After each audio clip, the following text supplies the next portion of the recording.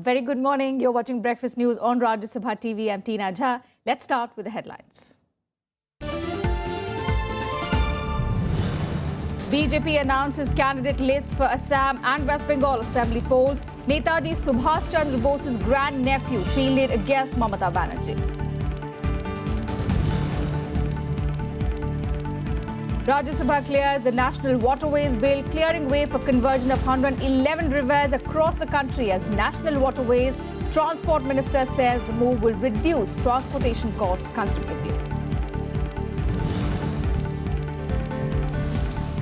Attorney General Mukul Rohatgi says top priority to bring liquor baron Vijay Mallya back to India. This after the government informed the Supreme Court that Mallya is not in the country. Mallya owes 9,000 crore rupees to banks. Sri Ravi Shankar to challenge NGT's decision to impose 5 crore rupee fine for cultural fest to be held in Delhi from Friday. NGT had levied fine as environmental compensation but given a go-ahead to the event.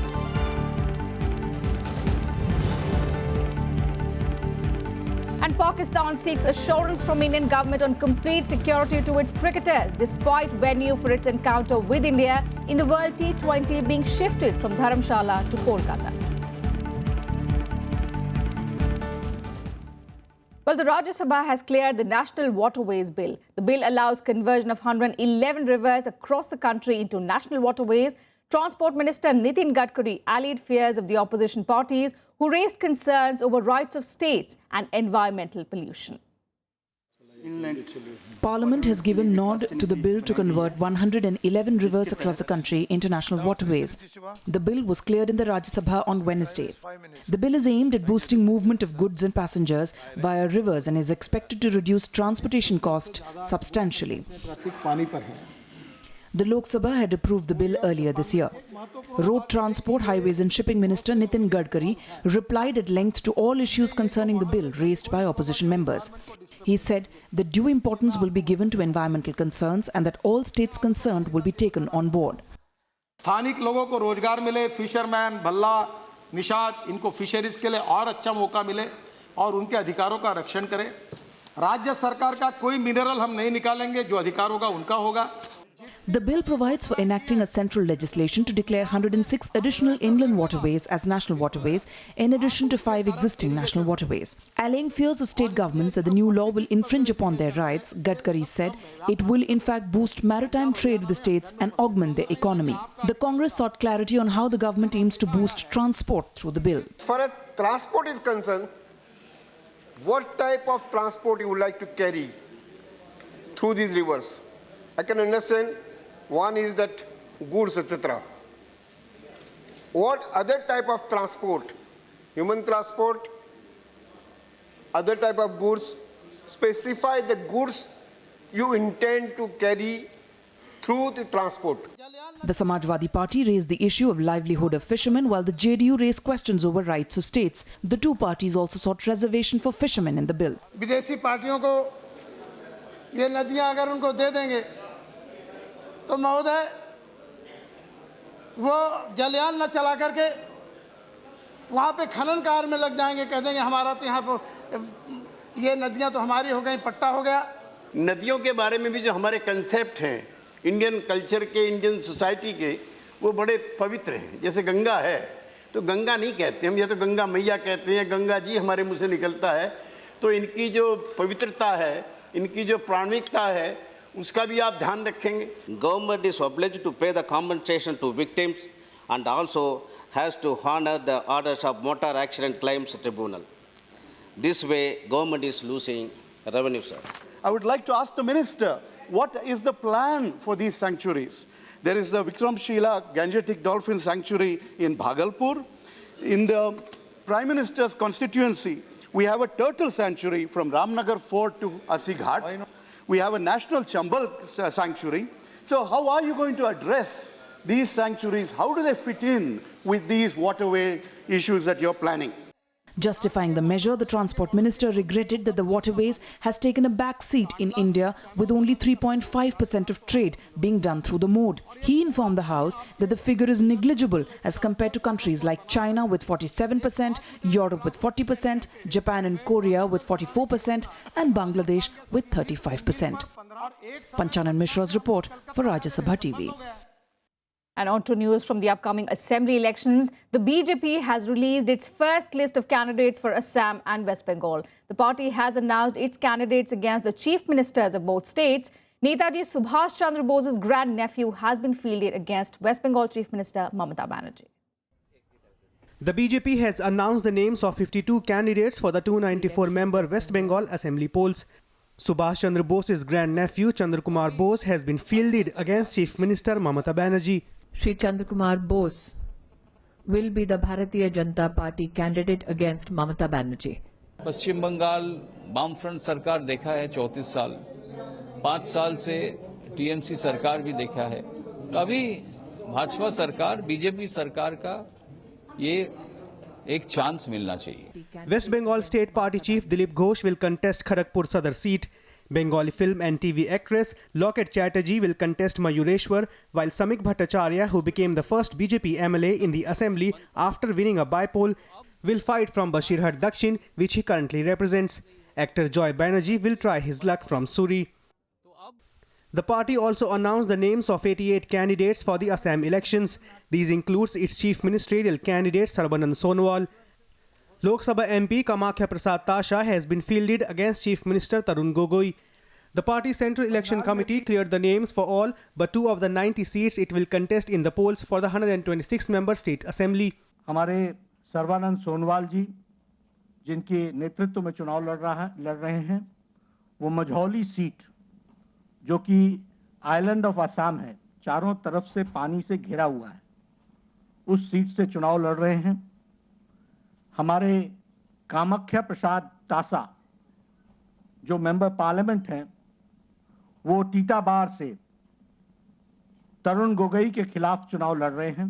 Assam का लोगों ने मान तय कर ली है, क्योंकि अगली दिनों में असम की हितों के लिए और असम की उन्नति के लिए, असम के विकास के लिए जनता ने तय किया है कि भारतीय जनता पार्टी को सरकार बनाने में जनता मदद करेंगे. तरुण गोगोई जी का जो कार्यक्रम रहा, खास करके जो लास्ट 3 साल का उनका जो गवर्नेंस था, ये बहुत ही रिवेंजफुल था, बहुत ही अंडर परफॉर्मिंग था. और खास करके उन्होंने जो असम का जो हमारा लोकल जो इंडियन लोगों का जो आइडेंटिटी है, वो खतरा में लाके खड़ा कर दिया. तो ये इलेक्शन हमारा आइडेंटिटी के लिए है, हमारा अस्तित्व के लिए है, और हमें एक राजनीतिक दल हिसाब से नहीं, एक भारत का भारतीय मूल का जो समूह है, सबको लेके एक अस्तित्व रेखा का हिसाब से ये इलेक्शन हम लोग लड़ेगा. Assam goes to the polls in 2 phases on 4th of April and 11th of April. 6-phase polling will be held in West Bengal beginning 4th of April and ending on May 5. Bureau Report, Rajya Sabha TV. And back in Parliament, Prime Minister Narendra Modi dismissed the opposition's allegations in the upper house while listing out his government's achievements during his reply to the debate on motion of thanks on Wednesday. He also lauded them for contributing to the smooth functioning of Parliament. Listen in. सफर में धूप तो होगी, जो चल सको तो चलो, सभी है भीड़ में, तुम भी निकल सको तो चलो. किसी के वास्ते राहें कहाँ बदलती है, किसी के वास्ते राहें कहाँ बदलती है, तुम अपने आप को खुद ही बदल सको तो चलो. Quoting Urdu poet Nida Fazli's couplet at the end of his speech in the Rajya Sabha, Prime Minister Narendra Modi took a dig at the Congress and the opposition. It was just one of the many such sarcastic references he made during his hour-long reply to the motion of thanks on the President's address. मृत्यु को कभी दोष नहीं लगता, मृत्यु कभी बदनाम नहीं करता. पेट होता है, कभी कभी लगता है कांग्रेस को ऐसा कोई वरदान है. कितनी मेहनत की साहब, सत्ता में इतनी मेहनत की होती तो जनधन अकाउंट का काम मुझे करना ही नहीं पड़ता। The Prime Minister listed out his government's achievements in several sectors, saying his government's priority is good governance. He also said his focus was on putting stalled projects back on track. मैंने पिछले दिनों करीब 300 project ना खुद ने review किया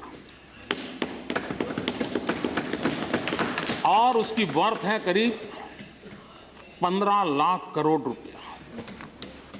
मैं इस सदन को नम्रतापूर्वक कहता हूं कि वो सारे छोटे संकटों में फंसे हुए ये 15-20 साल पुराने स्टॉल प्रोजेक्ट्स आज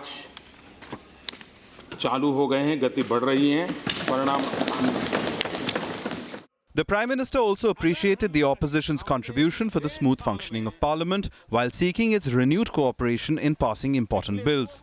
मैं आग्रहपूर्वक प्रार्थना करता हूं सभी माननीय सदस्यों से कि लोकसभा में जो बिल पारित हुए हैं उनको हो सके उतना जल्दी पारित करके हम देश को गति देने में अपनी भूमिका अदा करें। The Prime Minister also reiterated the government's commitment to the welfare of farmers through several steps taken by his government. Vishal Daya's report for Rajya Sabha TV. And the National Green Tribunal has fined Sri Sri Ravi Shankar's Art of Living Foundation 5 crore rupees for organising the World Culture Festival on the Yamuna floodplains. The tribunal also slammed the authorities for allowing the event to take place on the ecologically sensitive banks of the river. The 3-day event will begin this Friday, and now Sri Sri Ravi Shankar will challenge the fine imposed on his foundation. The Art of Living Foundation's World Culture Festival will go ahead as planned. The National Green Tribunal has, however, slapped a fine of 5 crore rupees on AOL. The Art of Living Foundation will pay this amount as environment compensation before the festival is to begin. The tribunal has also fined 5 lakh rupees on DDA and rupees 1 lakh on the Delhi Pollution Control Committee for not discharging their statutory functions. Expert committee को 4 हफ्ते का समय दिया गया है कि उस 4 हफ्ते में वो ये डिटरमिन करें कि वहाँ कितनी डैमेज हुई है, उसकी रिस्टोरेशन कॉस्ट की कितना खर्चा लगेगा। एनवायरनमेंट का वायलेशन हुआ है, एनवायरनमेंट रूल्स का वायलेशन हुआ है, एनजीटी के ऑर्डर्स का वायलेशन हुआ है। मुझे बहुत अच्छा लग रहा है। मुझे समझ में नहीं आ रहा है कि कुछ लोग जो एनजीटी को कंसल्ट किए या वहां गए, अगर एक बार हम लोगों से बात करते, हम लोगों से मिलते और पर्यावरण की सुरक्षा और पर्यावरण को बढ़ाने के लेकर आर्ट ऑफ लिविंग का जो पिछले 35 साल का जो रिकॉर्ड है, इतिहास है, अगर उसके बारे में वो जानते समझते तो शायद वो किसी और दरवाजे पे नहीं जाते। Earlier, the centre had defended the event, claiming it was being organised with all required permissions. Backing the Art of Living founder Sri Sri Ravi Shankar, the centre had also said his intentions cannot be doubted as he was committed to protecting the environment.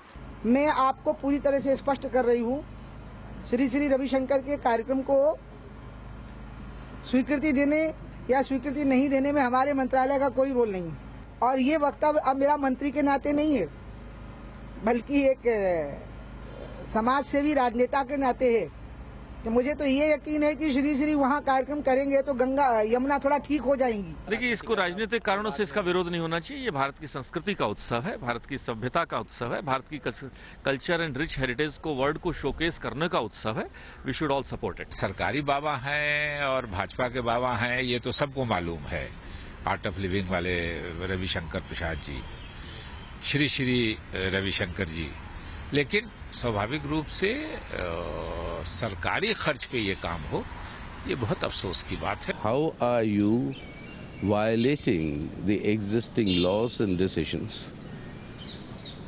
as far as environment is concerned, and how are you misusing the army to facilitate a private function?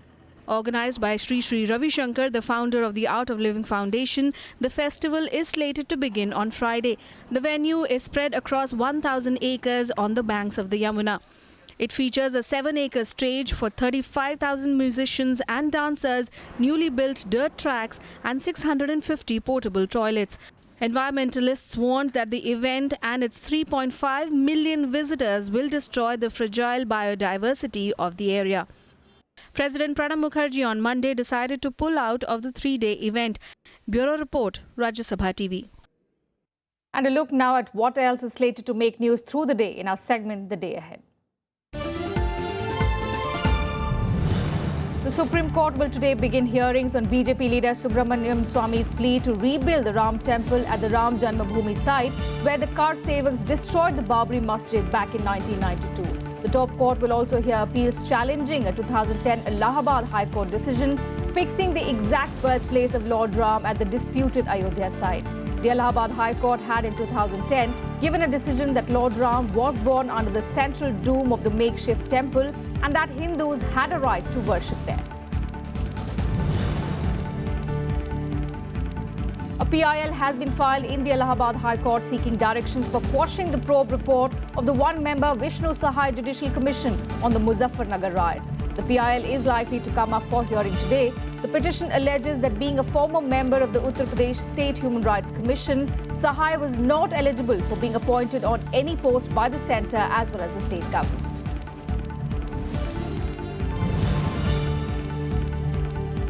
And Ghaziabad will today hold its second car-free day in a bid to encourage motorists to give up their cars for and use public transport. RWA representatives will reportedly distribute pamphlets and flowers among the car owners to spread awareness about vehicular pollution.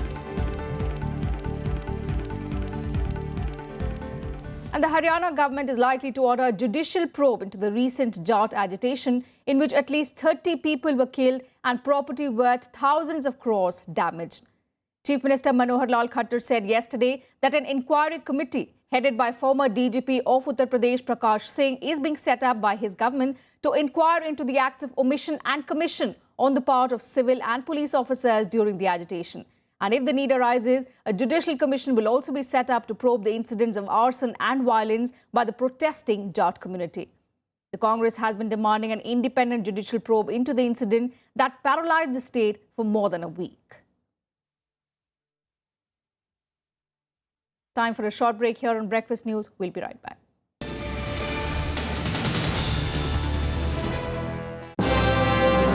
Hello, I am Ishan Russell. I'm Tracy Shilchi and you're watching News Tonight.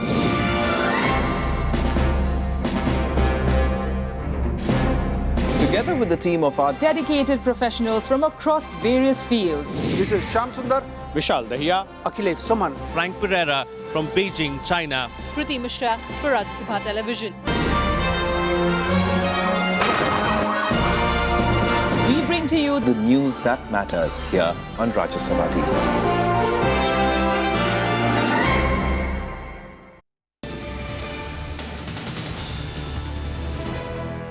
Thanks for staying with us. Now, the Supreme Court has issued a notice to Vijay Mallya on a petition of consortium of banks seeking disclosure of his assets and seizure of passport. This followed a statement by the government's top lawyer, Attorney General Mukul Rohatgi, who informed the court that Mallya left the country on the 2nd of March.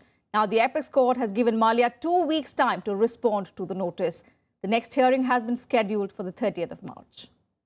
Vijay Mallya left India a week ago, the Supreme Court was told by the government on Wednesday.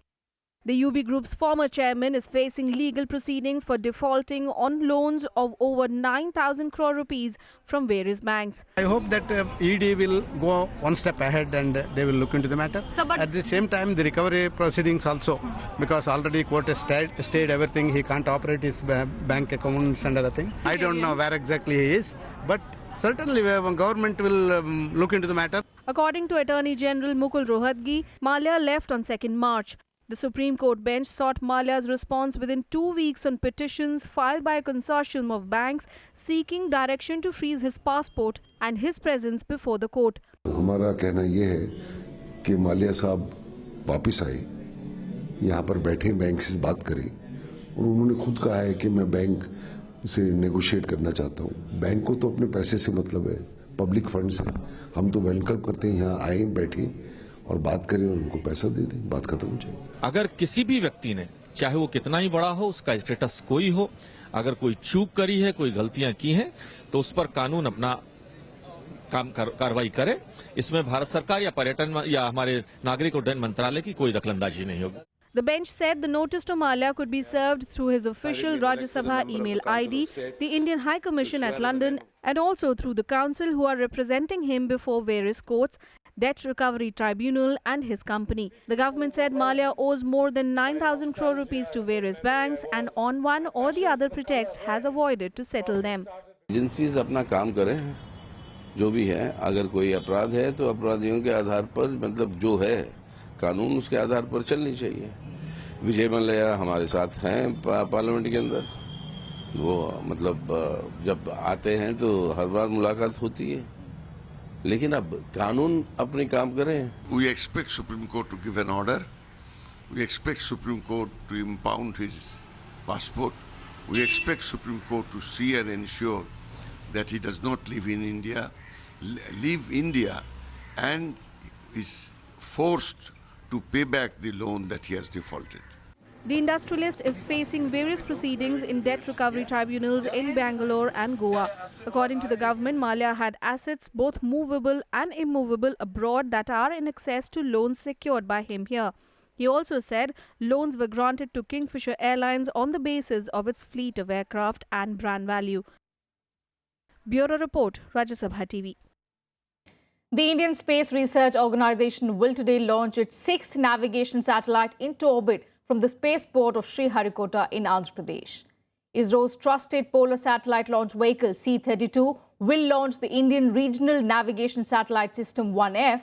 The 54.5-hour countdown began yesterday and is said to be progressing normally. This is the 6th navigation satellite of the 7 satellites in the IRNSS space system.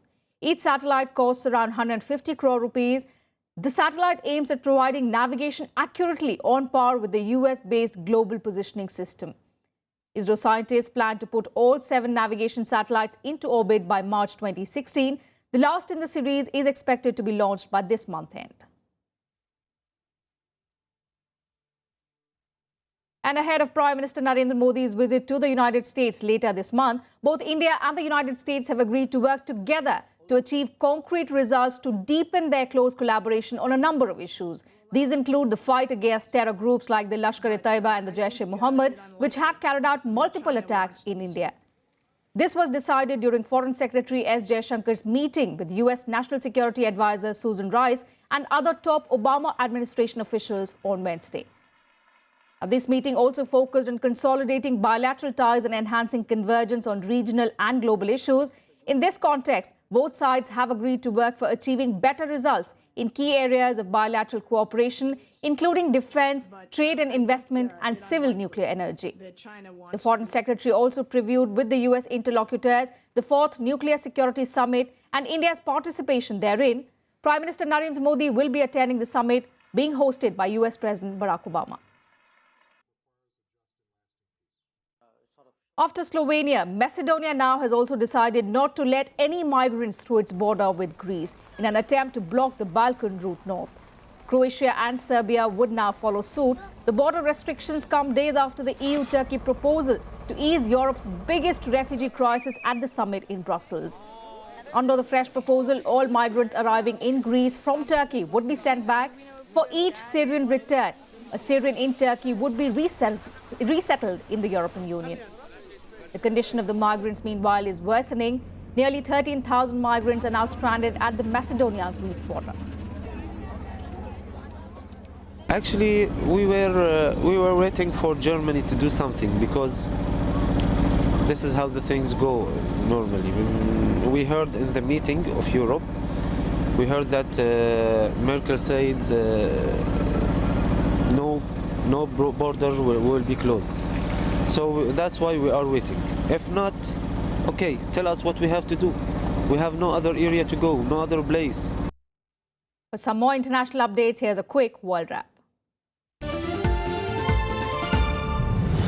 South Korea has confirmed that North Korea fired 2 short-range ballistic missiles into the sea off the east coast city of Wonsan on Thursday. Now, this comes just a day after Pyongyang's supreme leader Kim Jong-un declared that the country has miniature nuclear warheads.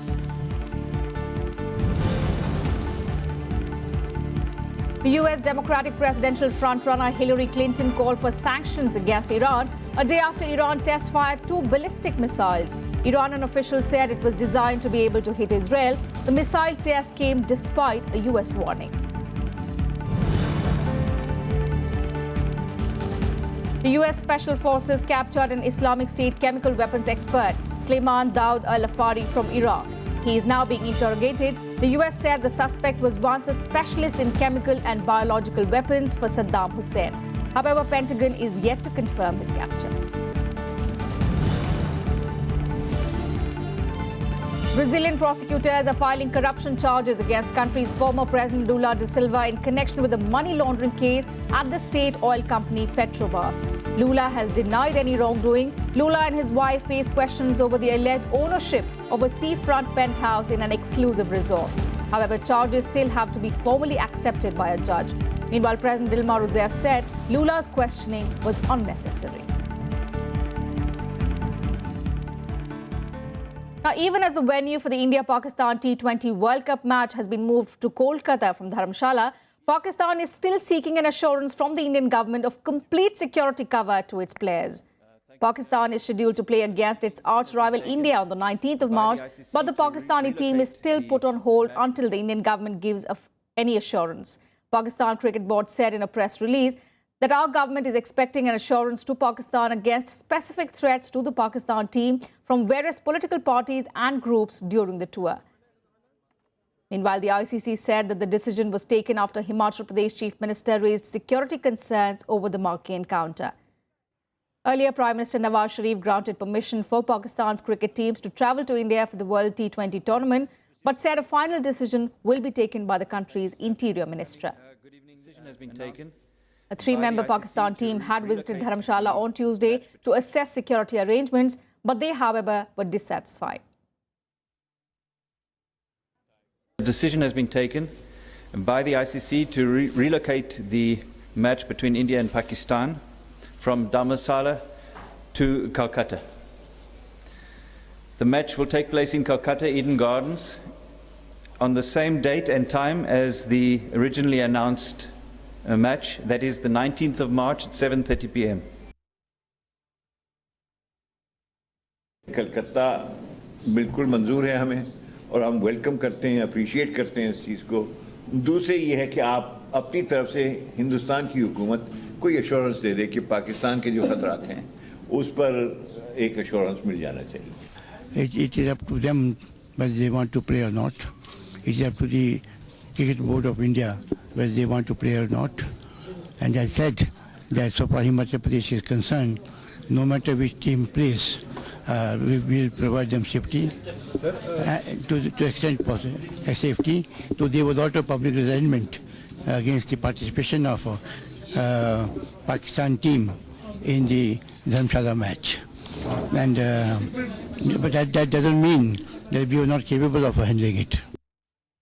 Some more news from the ongoing ICC World T20 Cup, where Bangladesh and debutant Oman secured their win respectively in their Group A qualifier matches on Wednesday in Himachal Pradesh's Dharamshala.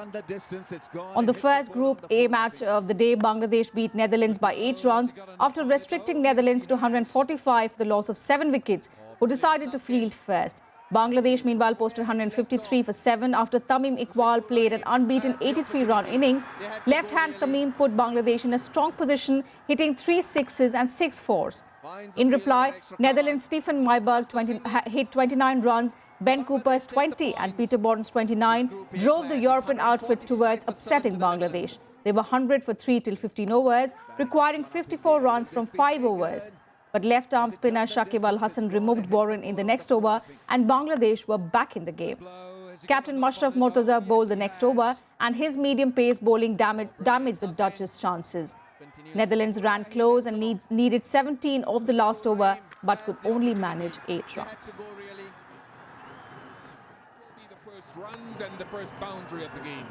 Meanwhile, debutant Oman stunned Ireland by 2 wickets and registered a nerve-wracking win over their experienced rivals in their Group A qualifying match.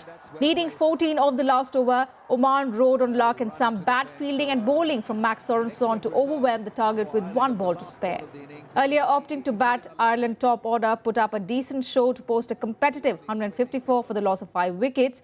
Skipper William Porterfield and Paul Stirling shared a 48-run opening stand in 6.3 overs to give Ireland a flying start. While chasing, Oman got off to a very strong start with a 69-run opening wicket stand between Zishan Maqsood and Khawar Ali with 38 and 34 runs respectively. But Ireland hit back with regular strikes and Oman's middle order failed. However, Amir Ali's quick-fire knock of 32 from just 17 balls not only lifted Oman's spirits but also saw them home with 2 wickets and 2 deliveries to spare. That will be the first runs and the first boundary of the game. That's it from us in this bulletin. Thanks for your time.